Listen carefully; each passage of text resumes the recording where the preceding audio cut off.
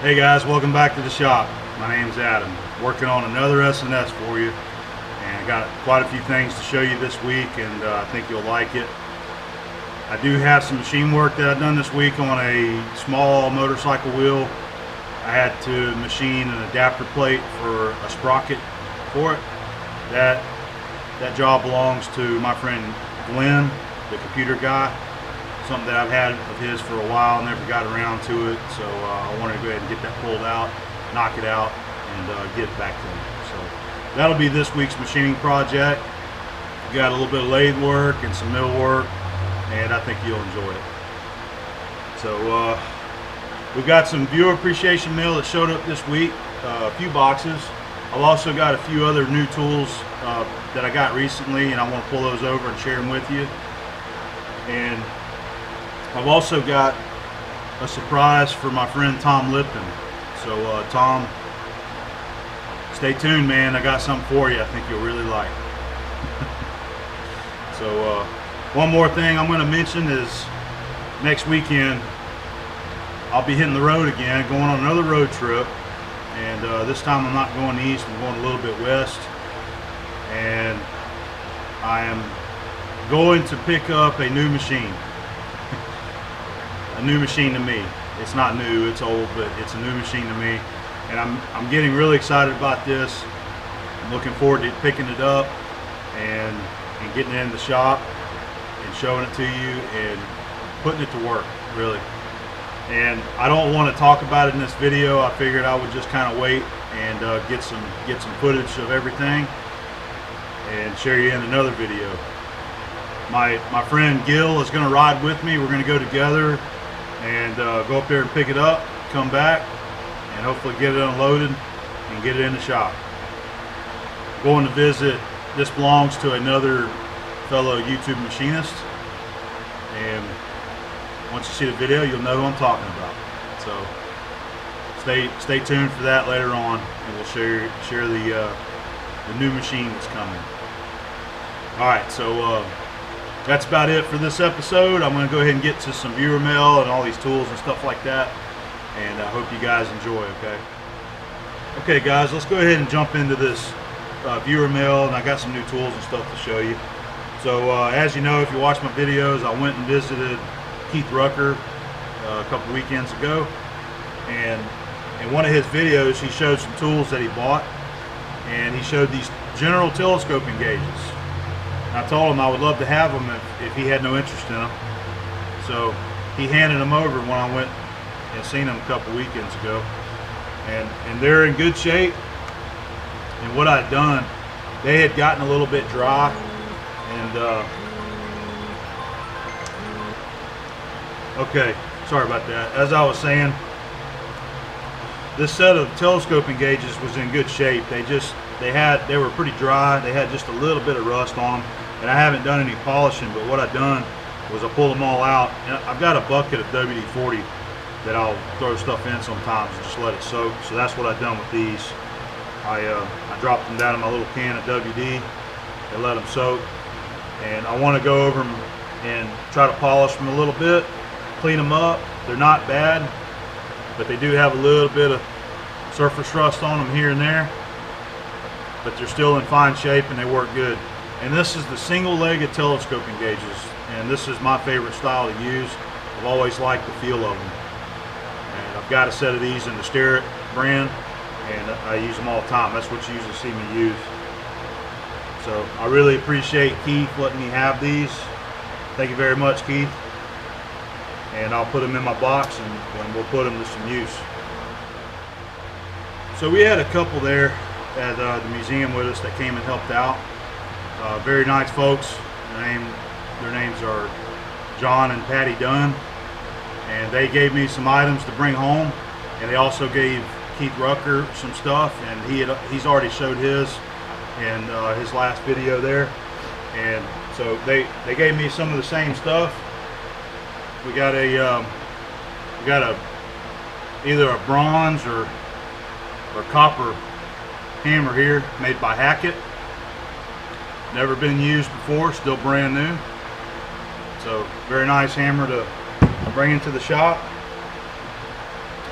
And he also gave me one of these too. And he had two of them. And I actually like this one because it's got the Armstrong logo molded into it right here whenever they casted it or forged it or whatever they did. And the way he was explaining to me how they use these tools, you've got this is a number 3 Morse taper. Keese is actually a number 4. This is a lot bigger. What John was explaining to me is what they did. People who work like on bridges, I believe, or iron workers, maybe building skyscrapers. They would put reamers in this end right here, you know, taper shank reamer, and I'm supposing they use this to ream out holes when they were up in the sky trying to fit beams together. And then the other side was used as a hammer also. So it's not something that's very practical to use in the shop, but it does make a great conversation piece. And you never know, it might come in handy one of these days. I thought about something that this could be used for. There's been a couple times that I've had a taper shank drill stuck in a hole or a bore, and you could possibly use this if you get one that's stuck down in there and you can't get it to hold in the tailstock. You might be able to bump this on the drill and try to wiggle it, maybe work it out. It's just something that I thought of. But anyway, I really like it, and thank you, John, for letting me have this. Just a nice piece to add to the tool collection here in the shop. So John and Patty also give me 2 packs of hacksaw blades made by Diston. This is the 24 tooth blades, and these are the 18 tooth blades. And that's nice because I'm getting down to where I've only had like a couple of hacksaw blades left, and I love a nice brand new hacksaw blade. I mean, they cut so good when you put a fresh blade on, especially in that power hacksaw of mine. You put a fresh blade on there, man, that thing cuts nice and straight through something. So some fresh hacksaw blades. We've also got some new files here that he gave me. You got a couple of the files that look like the knife edge style, brand new.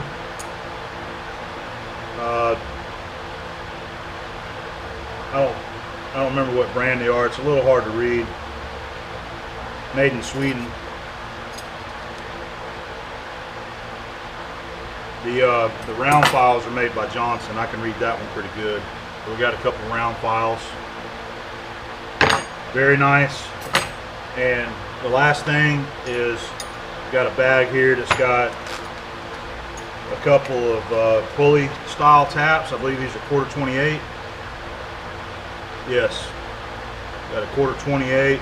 Well, both of them are 1/4 28. And you got one that's a little bit longer than the other. Looks like one's 5 and the other one's 6 inches. And they are spiral point. So those are nice taps to have.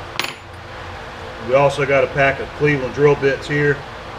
7.75 millimeter. Kind of an odd size, but they're brand new. So we'll put them with the other drill bits in the bins there. So thank you very much, John and Patty. You guys were a lot of fun to hang around. Me and Elena really enjoyed meeting you and talking with you and having dinner.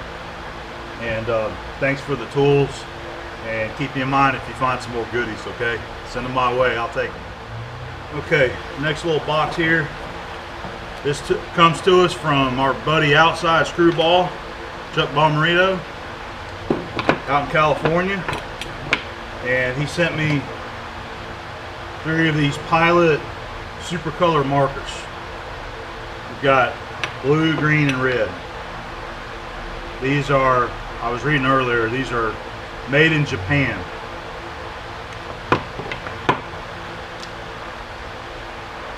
Got a real wide marker on the end. Grab a piece of paper here.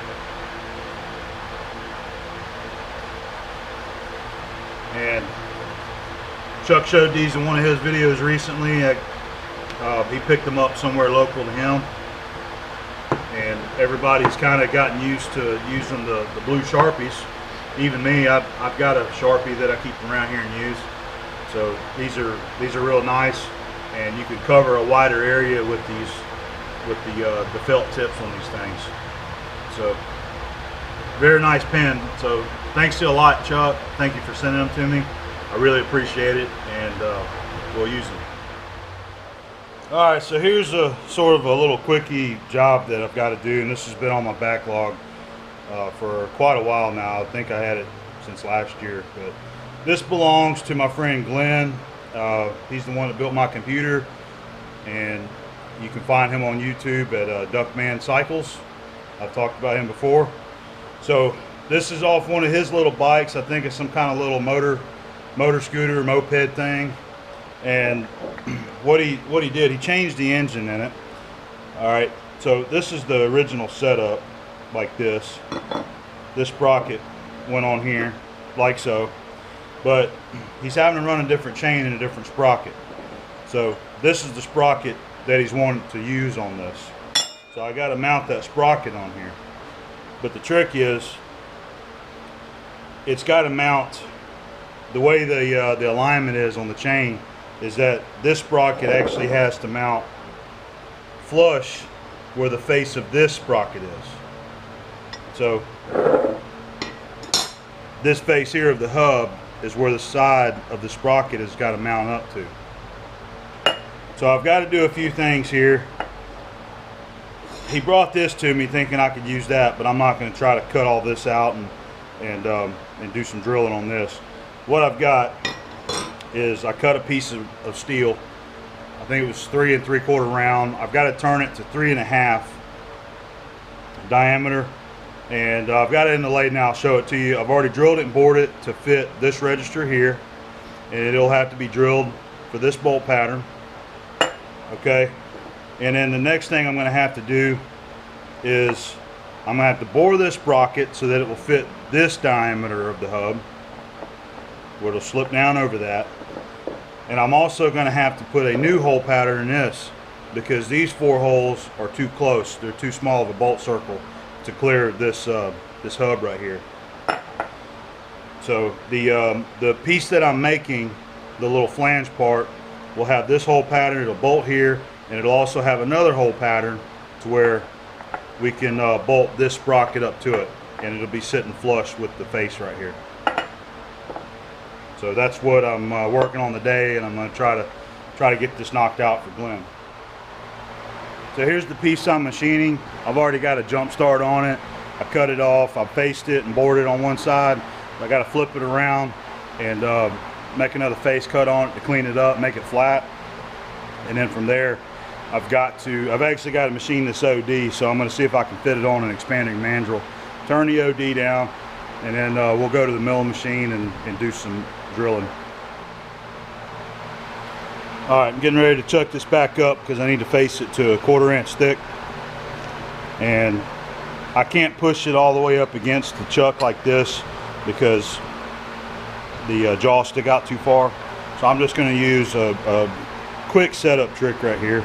I'm going to use one of these 1/8 parallels. I'm going to lay it in there. And I'm going to hold the piece in on it, flat.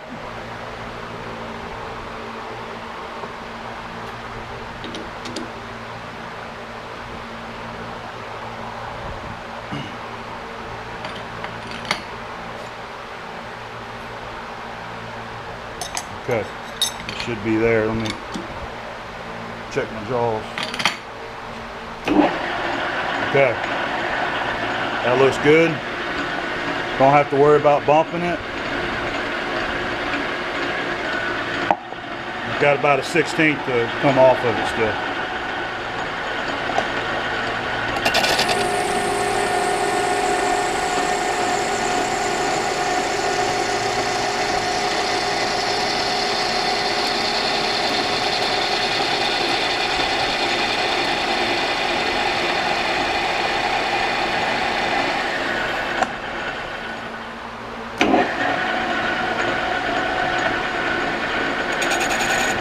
breaking the edge off.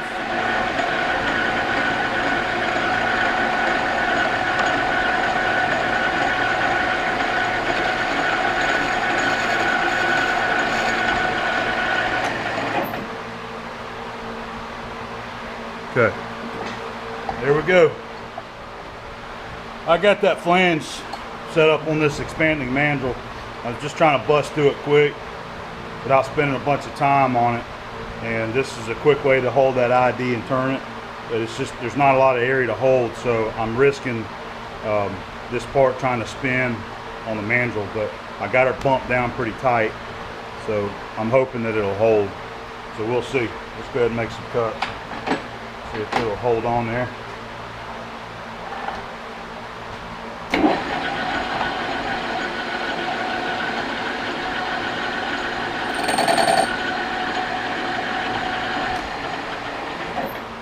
Slow it down a little bit.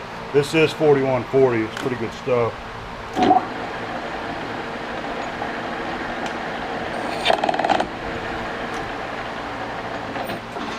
Well, it would have helped if I tightened my chuck up. I remember I just stuck it in there and just lightly tightened it, and I forgot to go back to it.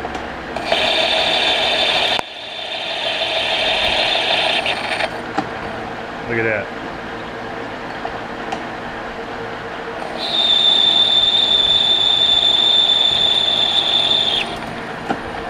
These are just 50 thousandths cuts.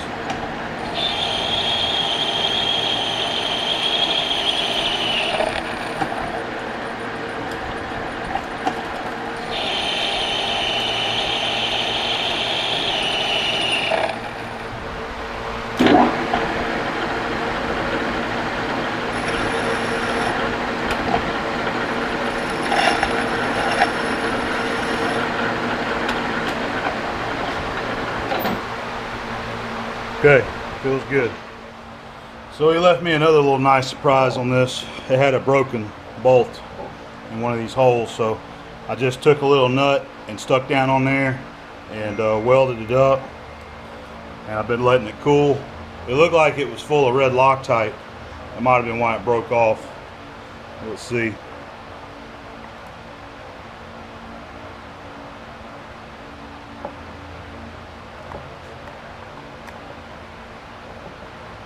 I think we got her moving.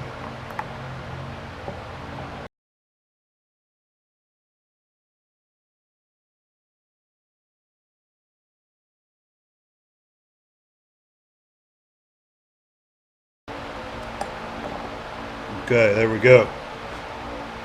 One broken bolt removed. You're welcome, Glenn. Alright, I'm going to set this sprocket up and bore it and drill and tap the new holes.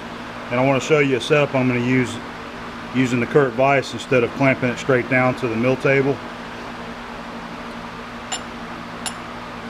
Use a couple parallels, and I've got these 3/8 dial pins that I'm going to stick in here like so.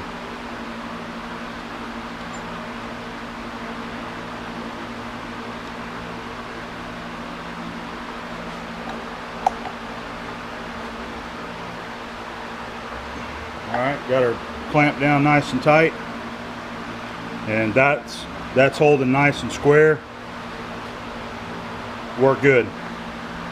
So I'll do my boring, and then we'll come in here and we'll drill and tap 4 more holes.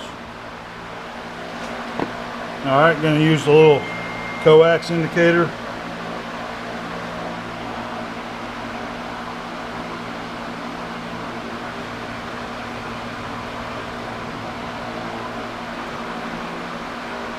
That bore in there is pretty rough.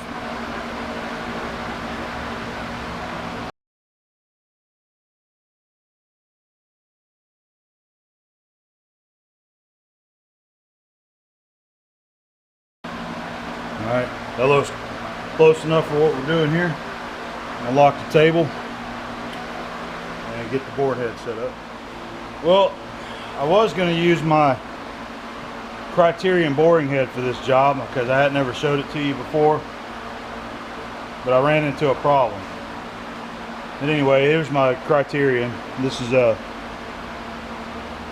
says DBL-104, and it's a 4-inch diameter boring head. And we always use this on the Acra mill. We used to use it on the horizontal a little bit also, and this was the adapter that I'm assuming maybe my dad machined it years ago. It's for 1.25 inch shank, so obviously I can't use this in the Bridgeport because I don't want to use an end mill holder. That's going to have it hanging out there too far. But this is an adapter for it that I've always had, and I never put on there before. And I think I know why it wasn't ever used.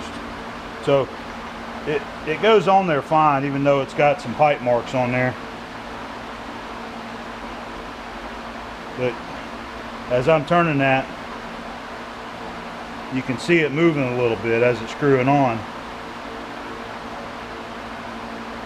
So I put it on there, not really noticing it at first, snugged it up, stuck it up in the mill, and I noticed this was getting really tight to pull up in that quill. So I figured something's wrong here, so I took it out and checked it, and this thing is bent. And it ain't just a little bit bent, it's bent bad. Give me a second, I'll show you what I'm talking about. I'll just put this in the 3-jaw here.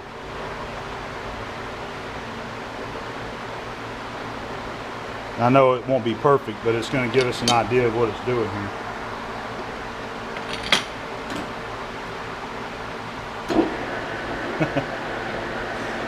Man, look at that. That is... How in the hell did that thing get bent that bad? I have no idea. But maybe that's why it's never been used. It's always been hid. So my idea is maybe that thing got dropped. Maybe it fell off the mill one day and hit the floor, but it bent it bad. So this one is out of service.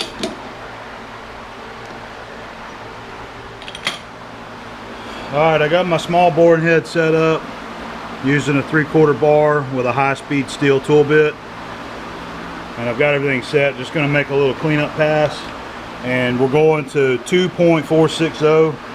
That'll give me a few thousandths clearance over that hub. And here we go.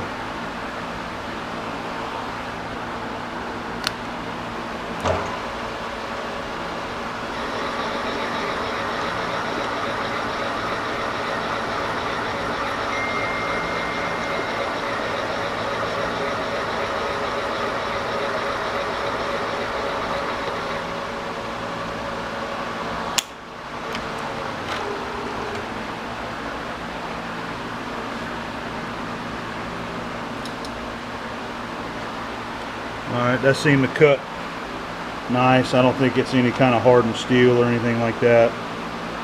Alright, 760. So I got a good ways to go. Almost 3/4 inch.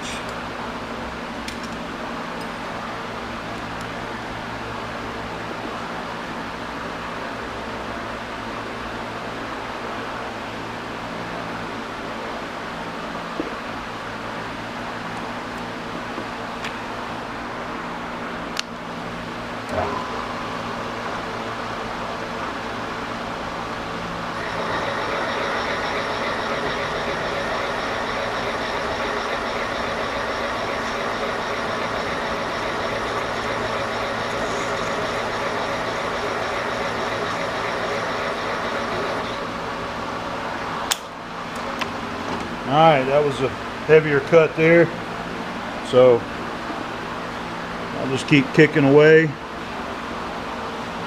at this and get it to size, and I'll bring you guys back.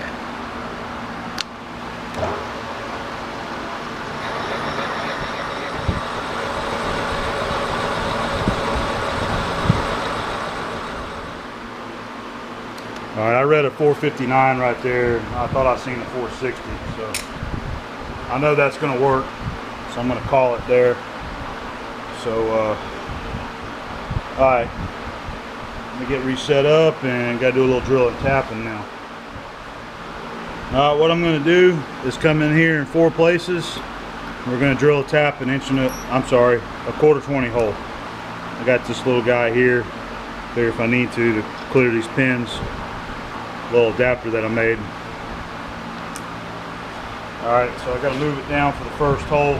Oh, this is going to be on a 3-inch circle, so we're going to move 1.5 inches from the center line.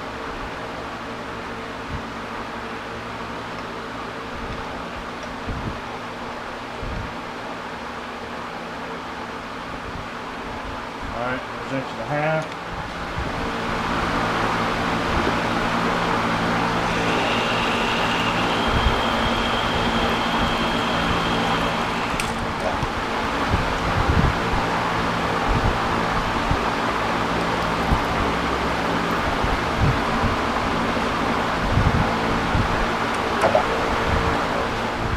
Alright, now I gotta move it back 3 inches.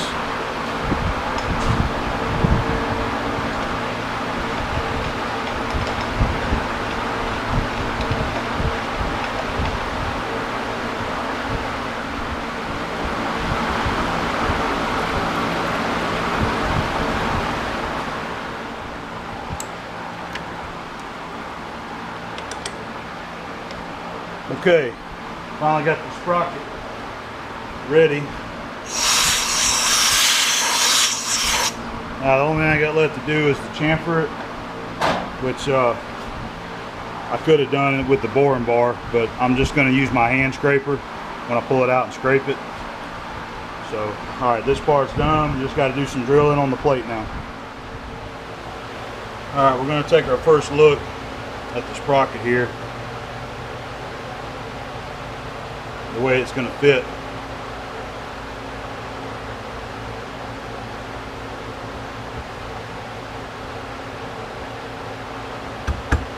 Close fit there. It's probably got some more burrs. I haven't finished filing it, so it's going to sit flush like that. Okay, this plate here is going to bolt down, and then we'll have some holes drilled in the plate also to draw the sprocket up to the back of this adapter plate. So it'll be sitting on there just like that. Okay, Tom, this little bit's just for you, man. See something missing over there?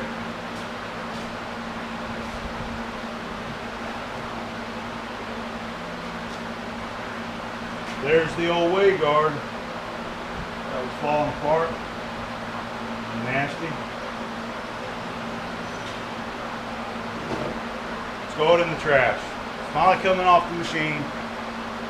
I was coming over here to actually do a job, and I started cleaning it off and blowing it off, and I was like, you know what, let's go ahead and get that new that way guard on there, at least the one on the back. So I've been actually just kind of wiping it down a little bit as I go. I'm not doing a full clean on the mill yet. I'm going to do that later. You can see down there at the bottom there's a lot of oil down there, so I'm going to go over the rest of the machine later because I got a little job I want to get done. But I have been kind of wiping the mill down, and you can see, I don't know how bad that glare is, but the ways are in excellent condition. You can still see all the scrape marks on both sides.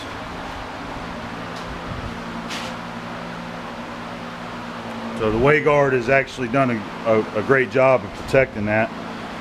But as I said, the mill was always used very little in our old shop. It was just kind of like a second-hand mill where we did light milling on it every once in a while, or we'd use it as a drill press.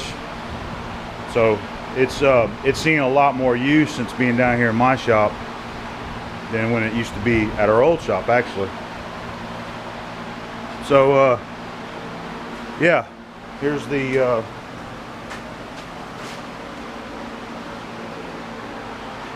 new way guard.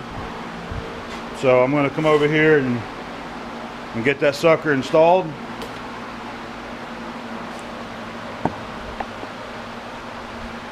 I'll show you how it looks after I get it on.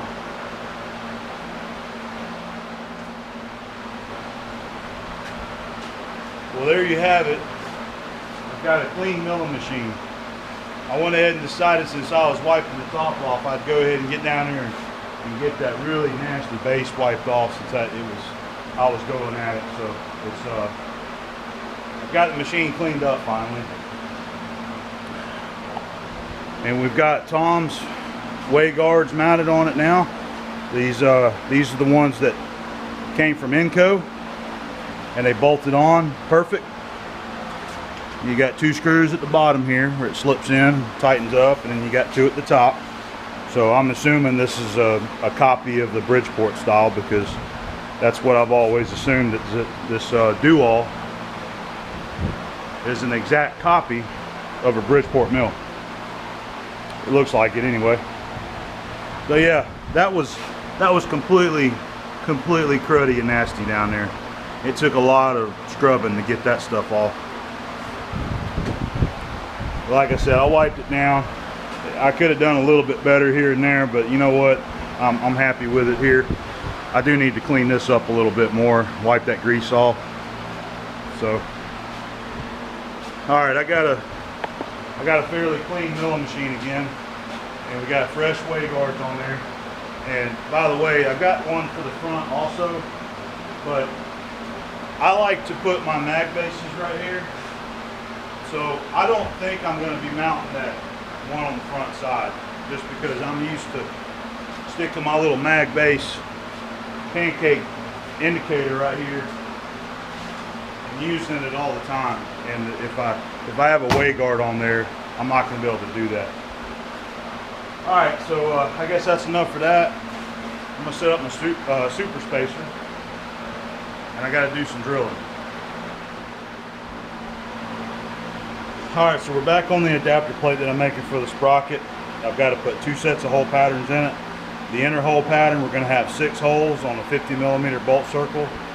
So I've offset half the distance, which is 25mm. I believe that was 0.984. And then I'll rotate it. I've got it set on 0, so we'll go over 60 degrees and drill us a hole. And I've got these parallels under there to back it up, keep it from pushing down, and I'll probably have to just kind of move them around a little as I go when I'm getting on these outer holes here.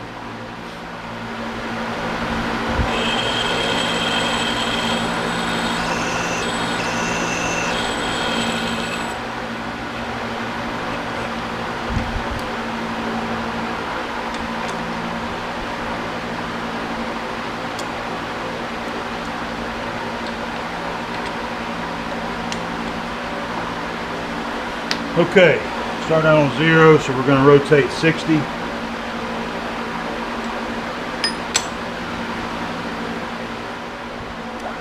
Alright, getting to our last hole, so we're on 240. So we'll go to 300 degrees.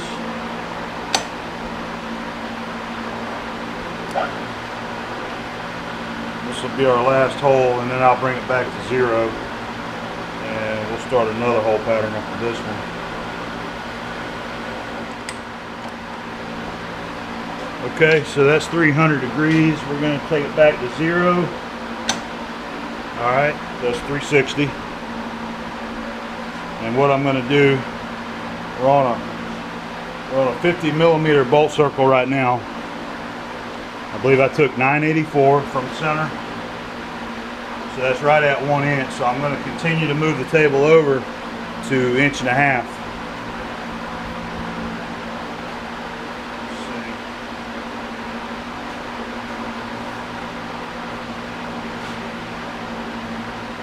Alright, so that would be 1 inch there, so I just got to go another 5.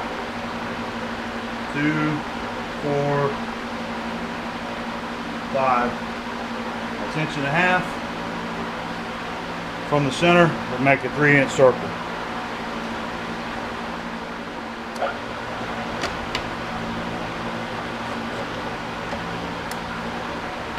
Alright, second hole done, so I got to go, we'll go to just 90, we'll go 180, 270, and then that'll give us our 4 holes. I'll bring you back when I'm done. All right, Glenn, I got your project done, buddy. You're ready to go. There's a better shot of my sprocket adapter. These are some cap head bolts that I had, some 1/4-20s, and I put them in there. Glenn can use those or any kind of bolts that he wants. I do not have the bolts for this right here. These are actually 6mm. I believe they're 6x1. I don't have any of those, so I can't bolt them in there, but this thing fits on there good. And all of the holes are lining up just like they should. And it looks like his chain will clear the tire fine. So he's ready to go.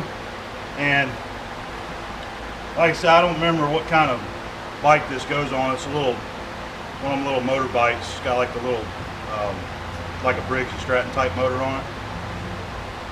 But I believe he's got plans to get this thing together and running and put it in a couple of his videos pretty soon. So be on the lookout for that. All right, guys. Well, that's about it for this project. We'll see you on the next one. Okay. Okay, here's my other viewer mail that just showed up today, and this was sent to me by Stan Z. He's the one that made me the little squares, the little 30, 60, and 45, 90 squares. So let's go ahead and rip this thing open and see what all we got.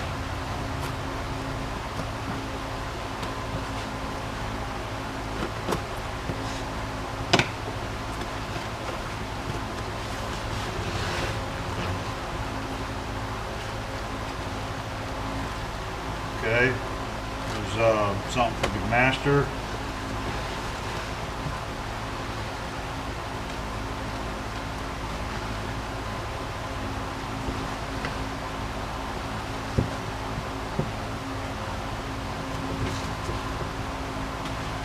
Got a note here.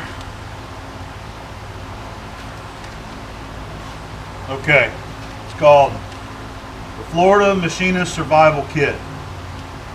Use enclosed desiccant to fill small canvas bags and distribute in tool drawers, toolboxes, in some cases, or anywhere condensation builds.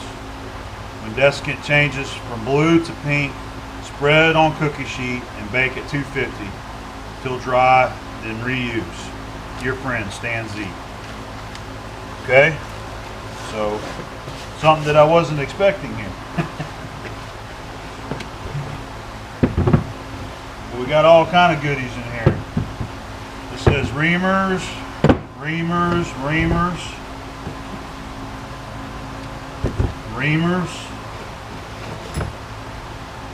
drift pins, mixed, keyway chisels, and a cat's paw. Alright, I think that's it.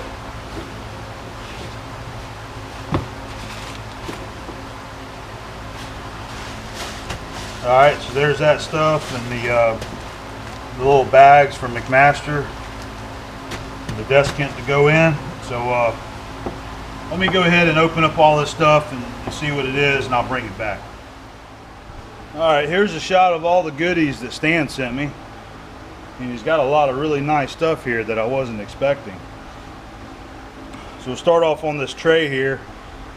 We've got some keyway chisels, and it looks like he's put a little buff and shine on these. And these are all made by Plum. Very good quality tool. So there's a few of those. We have a few pin punches, and there's also a couple protos in here. Here's a proto. Well, that's a center punch there. This is a pin punch made by Proto, and he's got it all polished up. Just those. He didn't do all of them, but it's another punch there. Here's a snap-on drift. We got a chisel made by Plum. Another small chisel that's a Plum here. And then this is a really nice big drift punch here. This is a Proto. And this is a 5/8 size. And then we got a few more of the smaller drifts. It's a Proto, Plum, and Plum. So we got a mixture of Plum and Proto right here. And I really like this style of punch right here. They're labeled as drifts, but I've always called them punch. And I want to show you one to compare. Now this is one that I have, and I think I got 3 of these, and this is a Plum 3/4. And these are some that my dad got years ago, and these are some of the best punches that I've ever had and ever used. When you really got to wail on something, you know, and get in there and hit it hard with the hammer, you need a good heavy duty rigid punch. I've seen guys before try to punch something, they'll go over and they'll grab something, you know, on the lines of something like this, trying to press a bushing, you know, knock a bushing or a bearing out, you know, you end up bending the end right here. So I like a big heavy duty punch. Like I said, this one's mine right here. I just wanted to show it to compare. This one that Stan gave me, this Proto, is the next size down from mine. And you see how over the years we've had to grind on mine a few times. They get flared a little bit or chipped off, and you got to go over and grind it. So a lot of nice chisels and punches there. And then over here, let me see if you guys can see that. We've got a nice set of adjustable reamers here, and they go from, all right, this one's 3/4 to 13/16, and they go up in size to the biggest one here, and this one's from 1 to 1 1/8. And I've actually got a few of these type of reamers here, and I can't remember offhand what they're called. I mean, it's an adjustable reamer, but the way these things are designed, and I've used them for this before, you can stick these through a bore, say like a spindle, for a kingpin. You can slide this through whenever you're trying to clean up the bore, and you can hold this side right here. So this is a sleeve that just rides on the shank here, and you turn it with this hand, and you're able to use your other hand to guide this reamer. And that's what this bushing is on here for. So there's a set of 5 like this, and they look like they're all in great shape, and they're pretty old too. Let's see. Alvord Polk Tool Company, Millersburg, Pennsylvania, made in USA. And then this is sort of an oddie right here, man. I've never seen one like this.